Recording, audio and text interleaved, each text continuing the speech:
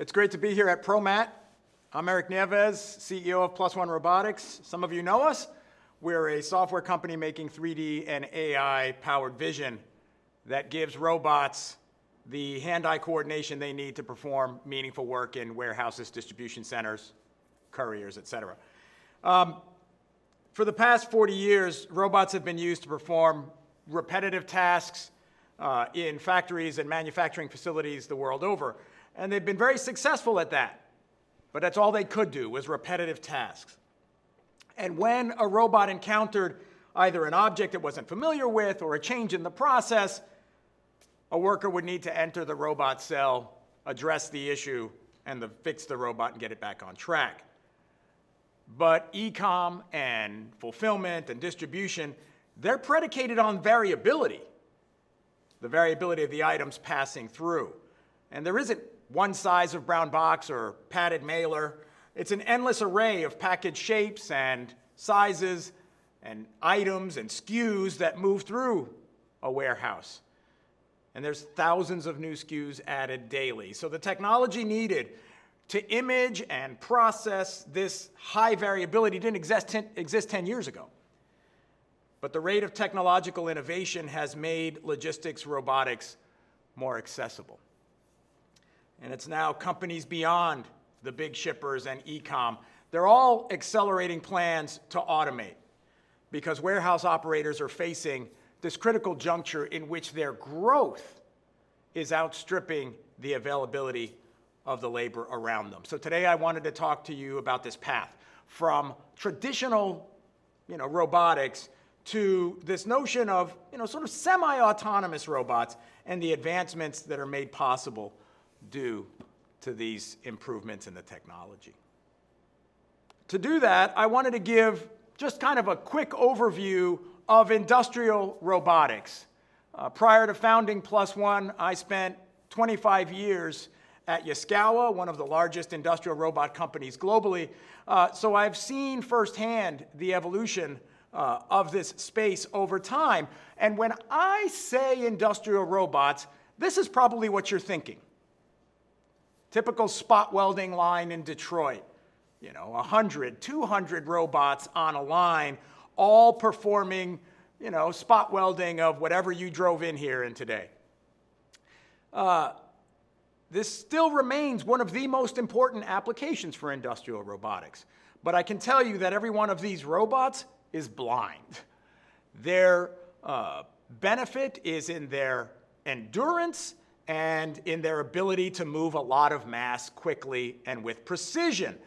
But it can only handle a few different option codes as they roll down the line. Maybe the sedan, the two-door coupe, and the hatchback. But if you put a pickup truck frame in front of it, it won't know what to do. Because traditional robots are programmed for a task or a small set of tasks, and that's all they can do.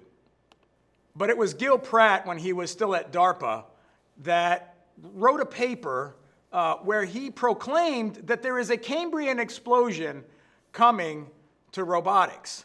And that has borne true. But if we think about the Cambrian explosion, right, the evolutionary biology, if you subscribe to that model, is that you had a sort of prime mover, and once the conditions were right, all of a sudden you had this great proliferation of creatures. And it was increased specialization, and it was lots of different types of morphologies. And that's what the Cambrian explosion means in terms of biology. But the same can be said of robotics. You see the prime mover here, Engelberger's first robot, the Unimate. And it was a pick-and-place robot, 50 years ago. But from that seed, once the environment was correct and suited, then you had this plethora of different robots and morphologies that grew out of that. This is what we mean by the Cambrian explosion of robotics. And, it kind of breaks into a couple of different major branches. One of them is mobile robots. You see a couple of examples of those here. Robots delivering your toothbrush that you forgot, at the hotel. Robots in retail facilities, distribution centers and such. Even mobile robots for electronics assembly. But the bulk of the robots in the explosion are arms. And, today you see all types of different arms. You've got 6-axis robots that are the traditional type. You've got kinematically redundant 7 degree of freedom robots. You've got a whole new domestic set of robot manufacturers in China now. Large robots, small robots, and safe robots. And that's where I want to spend a little bit of the time today, is in this notion of collaborative robots, because one of the main things that has grown out of the Cambrian explosion in manipulation is this notion of robots that are safe to be near, where proximity is possible between the robot and the person. As we talked about, in traditional robotics, the robots would be on one side of a guarding, and the people would be on the other side of the fence. And it wasn't that those spot welding robots were trying to break out of the zoo. It was that you needed to keep people from inadvertently entering their space because they were so powerful and so fast that they could cause real harm. But collaborative robots is this idea of a force-limited robot, a robot that by its nature is not capable of injuring a person in and of itself. So there's a couple of ways that you can achieve force-limited robots. One of them is intrinsically in the mechanics of the arm itself. Basically, you make the robot compliant. And then the other is in the control loop, where you can control the amount of force or torque that the motors are expending and therefore make the robots safe. And one of the benefits of this technology is their focus on ease of use. You'll notice that this operator is teaching the robot by actually grabbing it and moving it through the set of poses that he wants the robot to perform. In the end, these collaborative robots were built on a different premise. They worked under different constraints, meaning, what if I didn't have 3-phase power or 480 available in the facility? What kind of robot could I build if I just had a 110-volt wall outlet? Well, it would obviously be a smaller robot. It would be incapable of lugging a 150-pound spot welding gun, but 5, 10, 20 pounds? Sure. But that's a lot of applications, because we as people build our processes around our capabilities, and we're at about a 20-pound limit if we're going to do this day in and day out, hour after hour. And so what you saw then is lots of these collaborative robots appearing in the market. And you'll notice in this image, the robots are so light that they're in fact portable. You see that they're, in this case, they've put them on a frame on casters. So you could move the robot from station to station as the workflow dictated. That was brand new. And so that allowed for these robots to be seen in lots of new applications where the fence was gone and you had a robot possibly handing a piece of equipment or a part to its operator for inspection, etc., which is as we see here. Well, once the fence was lost, once you dropped that safeguard, now all of a sudden you see robots in lots of different industries. The Artis robot on your left is a collaborative robot after a fashion. This robot is actually used to harvest follicles of hair somewhere on your scalp and replant them elsewhere where they might be better served. Obviously a collaborative application because this robot is in direct contact with your head. And if you're going to use a robot of the collaborative variety to load and unload a machining center, there's not much difference between that and having it load a pizza oven. And so all of a sudden we start seeing robots in all kinds of explorations within food preparation. But this is the one that calls my attention. You can see that this collaborative robot is in a warehouse, and it has found a task it can do. It's erecting the boxes, the cartons. You see the magazine of cardboard, and this robot's job is to pull a carton out and push it through some process to erect the box, and then ultimately this will go through a taper and sealer. They found a repetitive task within the warehouse, and so this collaborative robot, where the operator can be right next to it safely, has found utility. But look in the background. You see all those shelves? Look at the variety of items on that shelf. Different size boxes, bags, items, etc. How do you deal with the variability there? Because that's really what the warehouse needs. And so collaborative robots, from the perspective of safe physical proximity, is not enough to deal with the variability that the tasks of the warehouse mandate. And that's why I talk about cognitive collaboration. Cognitive collaboration. I'm going to switch gears for a minute from evolutionary biology to developmental psychology. When children are growing, one of the sort of steps in their development is parallel play. You have children, they find a space, and she's coloring over here, and her friend is coloring over there, and as long as you stay over there, we're going to get along just fine. I do what I do, you do what you do. There's not a lot of interaction happening in parallel play. Well, I would argue this is a state of robotics and collaboration in the market. Generally speaking, you have a person and you have a robot, and the robot does a thing and the person does a thing, but there's not a lot of interaction between them. But just as with children, children grow from parallel play to cooperative play. Cooperative play means there's assigning of roles. You'll do this and I'll do that, and when you've done this, I'll do this. And there's communication and there's interaction. When you have cooperative play, it's always much more cognitive. It's decisions being made. And that's what the warehouse needs. Some of you may recall this robot.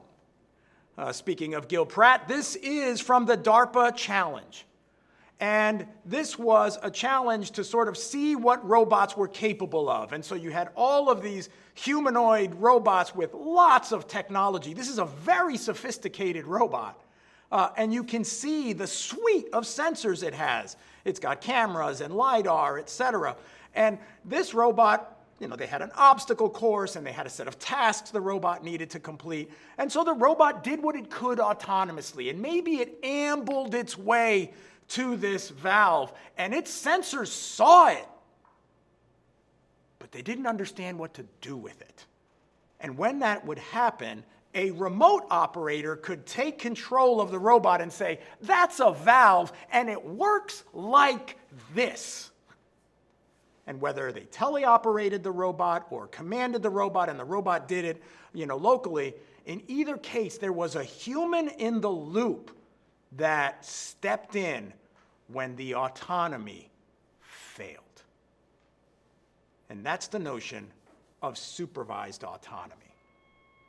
And supervised autonomy is what the sort of technical jargon in the literature is for what is cognitive collaboration. Let the robot do what it's able to do of its own volition. but then have a human step in for the sticky bits. And that's what you're going to need if you're going to deal with the great exploding warehouse. The warehouse of today is finding itself in a circumstance where the growth of e-commerce is burying their ability to keep up. We're all subscribing now, be it to razor blades, vitamin supplements, cat food.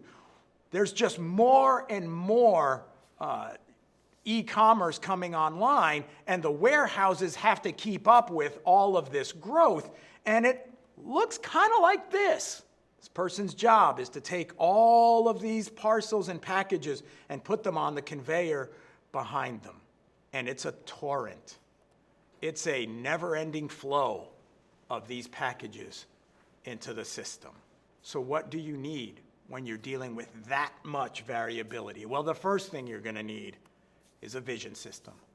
Just like that robot in the DARPA challenge, you have to have a set of sensors that can give some situational awareness and autonomy to the system. And so that's what Plus One builds.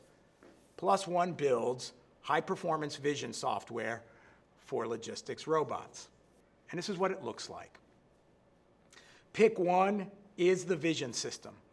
It's a set of cameras, a set of sensors, and software, 2D, 3D, AI, and they're interpreting the scene in front of the robot, and through a set of heuristics, determining which is the next best thing to go pick. Obviously, Pick One is the bulk of the heavy lifting here. It's the autonomy in the supervised autonomy framework. So it can be 95, 99, 99.5% autonomous that the robot is working using that Pick One system. The Pick One system is, as you expect, 3D sensors and high-performance edge compute, including enterprise GPUs. But then there's this other component, the supervisory element of human in the loop, what we call Yonder. And we subscribe to this notion at Plus One because after 30 years as an industrial roboticist, I am convinced that people are better than robots at everything that matters here. And that's especially true of 3D vision and decision making. So when 99.5% isn't good enough, when the robot says, I don't understand, that's when it raises its hand over the cloud and a human sees exactly what that robot is looking at. And the human says, yep, I see the problem. I can see why that's so confusing. I would probably pick up this one. And you command the robot from remote, and the robot goes back to work. This notion of 3D vision plus human in the loop is the reason our company is called Plus One Robotics. Because through the addition of one human being into this control stack, you greatly increase the reliability, the fault tolerance of the overall system. And what that means then is you can have applications such as these. So in this case, you see the robot picking and placing parcels, and it's doing that of its own volition for most of the cycles, but then once in a while, this happens. And the robot sends a request to a crew chief. That's what we call the people on this end of the wire. And the crew chief says, oh yeah, I'd probably pick up that one. And as you see here, the scene is either very cluttered, like you see here, or it's occluded, as you see here, and the robot is able to deal with that because the human was able to command it. Here's another example. These robots are performing order fulfillment. You see there's multiple robots in this facility, and as the totes go by, the vision system is commanding the robot to go get the items out of the tote and put them in the shippable. But again, every once in a while, when you have hundreds of thousands of SKUs, the system will get confused. And this is what it looks like for a crew chief dealing with that situation. You see the robot requested support with a certain pick, and she was able to tell it, I use this tool and I picked that item, and the robot said thank you very much and went back to work. And finally, this is another implementation of hand-eye coordination you see everywhere in warehouses, depalletizing, taking boxes and bags and trays off of pallets and inducting them onto conveyors, etc. Same situation. You see that the bulk of the activity, the robot is working of its own volition, but right there, the robot is asking for help. And you see all of a sudden that the robot went back to work. Why? Because of the intervention of the crew chief. Pick one for autonomy, yonder for human-in-the-loop support. When I think about what this enables, it really does fill this middle portion of the autonomy spectrum. You know, on one side of the autonomy spectrum, you have Detroit. Motor City, tons of robots working on a line, high force multiplier. You know, it may be 200 robots on a respot line, and there may be just 2 or 3 people walking around cleaning welding tips. The system has a tremendous multiplier on labor, but it has next to zero flexibility. All the way on the opposite side of the spectrum, Intuitive Surgical and the Da Vinci. No force multiplier, 1 robot, 1 surgeon. But anywhere that robot can reach and any tool that robot has available to it, that surgeon can take full advantage of. No force multiplier, but effectively infinite flexibility. Supervised autonomy is in the middle. It isn't 200 robots to 1, but it may be 50. And so you have a crew chief that's able to manage a number of robots, but given the flexibility that they need to be able to deal with the tasks at hand. And that's the notion of supervised autonomy. In a system such as this, robotics is always a systems problem. You're going to have software, you're going to have compute, you're going to have the robot itself, grippers, cameras, etc. So some of the enabling tech that has to come together over the last 5 to 10 years to make this a reality, for one, is on the sensing side. And whether it's LiDAR, structured light sensors, time of flight, all of those sensors have come to bear on this problem over the last decade. The other, obviously, is the improvements in edge compute. Again, we use high-performance industrial PCs with NVIDIA enterprise GPUs to parse that point cloud and run the AI model at the edge. But of course, you have the human-in-the-loop piece, and that's a cloud connection. And over the last 10 years, we've been able to incorporate these cloud environments into the overall solution. I can tell you that just as users, warehouse operators have their preferences for robot suppliers, whether it's Fanuc or ABB or KUKA or Yaskawa or Universal, they likewise have preferences on their cloud provider. So whether it's AWS or Google Cloud or Azure, all of these have been brought to bear to make cognitive collaboration possible. And it's cognitive collaboration that unlocks all of these different applications to support the great exploding warehouse. Thanks for your interest. Robots work, people rule.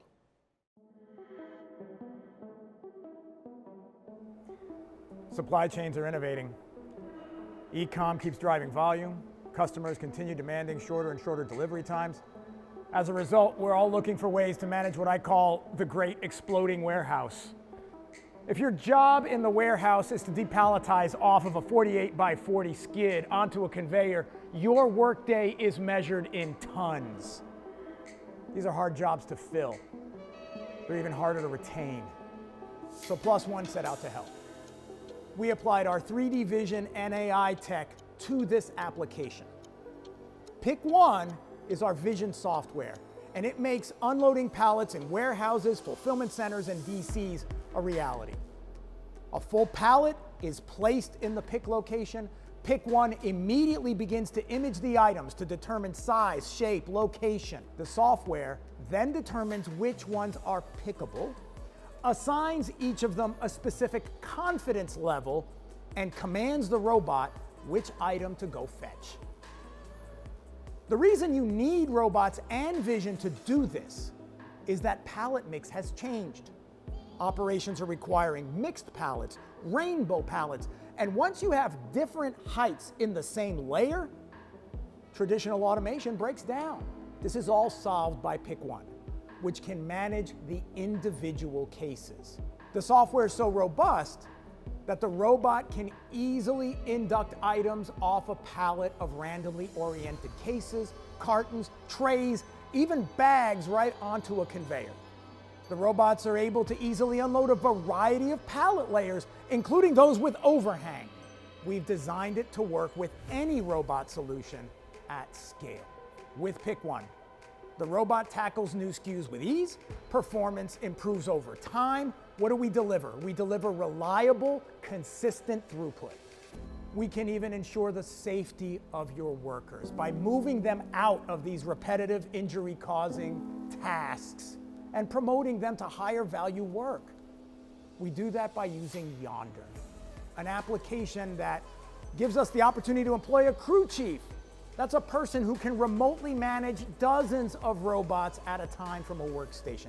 I want to go back to this idea of confidence levels. It's an algorithmic measurement for how confident the software is that the robot will be able to pick up and place an item correctly. High confidence levels result in automated picks. But if all the packages or items show low confidence levels, Pick One instead sends a Yonder request so that the crew chief, this person, can now step in and manually handle this exception remotely. And because Yonder stores the crew chief's responses, Pick One systems become smarter over time.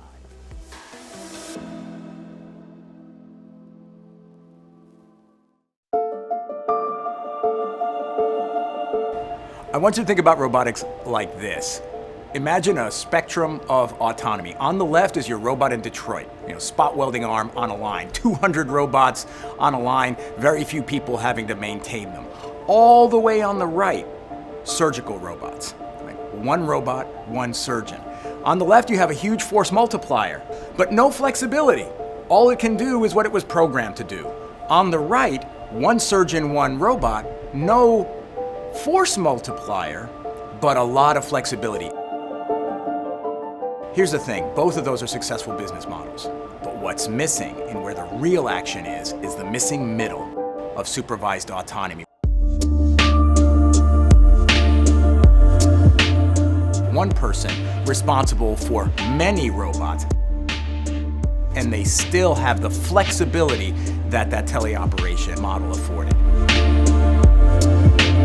We call this person responsible for those robots in the diaspora a crew chief.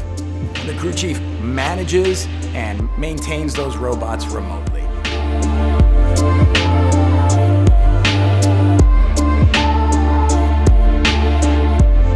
Having that person at the center is the reason we say robots work, people rule.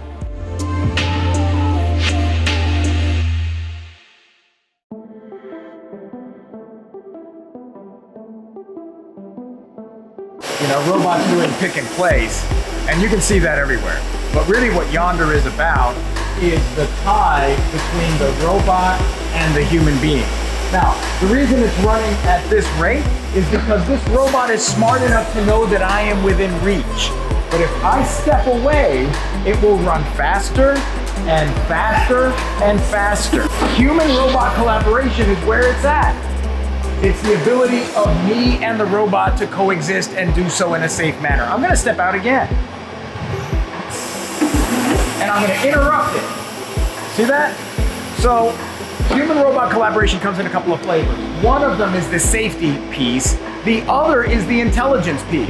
This robot could pick in place of its own volition most of the time, but every once in a while it's going to get confused. And when it does, that's when the human in the loop comes in, the crew chief, as we call him. Daniel picked it, and I'm going to step out of the way, and it will run faster as it places it. So this is an example of where the robot's asking him for help.